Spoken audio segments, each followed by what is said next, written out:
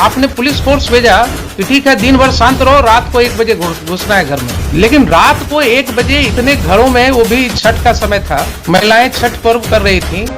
अभी विष्णु राज अपने सफाई देते हुए कोर्ट में बयान दिया कि मैं मालती चौहान के कुछ भी नहीं किया हूँ, अपने से ही वो ऊपर गया है। मालती के इंक्वायरी कोर्ट में चल रहा है, इसमें विष्णु राज के भी इंक्वायरी अच्छा से हो रहे हैं। किस लिए मालती चौहान ऊपर गया, कारण क्या है, विष्णु राज चाहता क्या था, पैसों के लिए ऊपर भेजवाया या राधिका के लिए ऊपर भेजवाया, या किस कारण से मालती चौहान के तंग किया, बदनाम किया, रास्ता खाली करने के लिए मालती चौहान के ऊपर पहुंचवा दिया, इन सब का इंक्वायरी कोर्ट में अभी चल रहा है। विष्णु राज बहुत बात जज साहब के सामने छुपाने की कोशिश कर रहा है, मगर वकील इसे अच्छा से सच बोलवा रहे हैं। ये विष्णु राज इतना बड़ा निर्दय इंसान है कि अपने पिता, बहन, भाई, माता किसी को नहीं देखता है।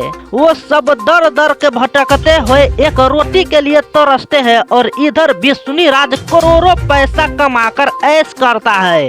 पहले विष्णु राज के माता जी के बात सुन लीजिए।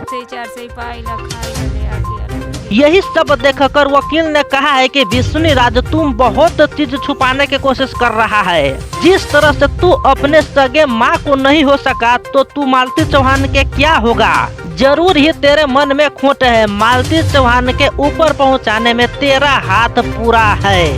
बहुत ही जल्द अब कोर्ट से फैसला आएगा विष्णु राज के क्या सजाए देना चाहिए।